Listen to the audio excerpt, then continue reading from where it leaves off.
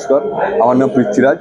সৃজকের নাট্য উৎসবের শেষ দিনে আমাদের নাটক গুপি বাঘা এবং নাট্যকার মৈনাক সেনগুপ্ত, এটা লিখেছেন দেবাশিস বসু। এই নাটকে আমি বাঘার চরিত্রে অভিনয় করছি।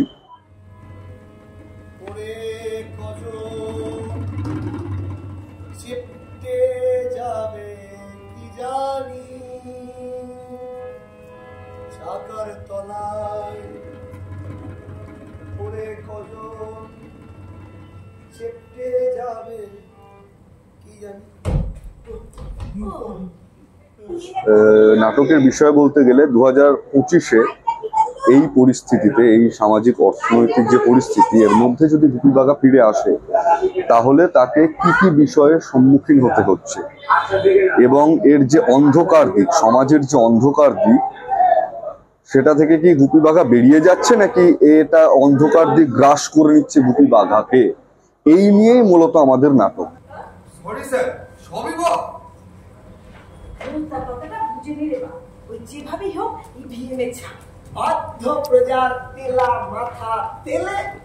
রাজদ্রোহীরা ঠাঁই হবে জেলে।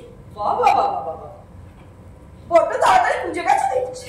আগে সামান্য একটু বুদ্ধি আছে কিনা স্যার? অসামান্য, অসামান্য।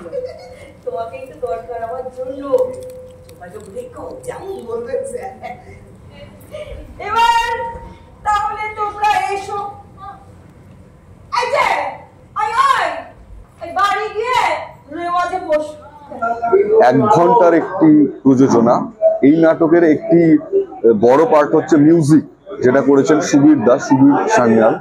তো যারা এখনো দেখেননি তাদেরকে অনুরোধ করব, অবশ্যই নাটকটা দেখুন, খুব ভালো লাগবে আপনাদের।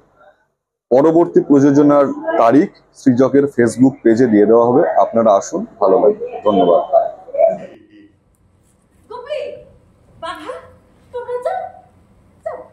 বাড়ি গিয়ে গান গাও, যাও।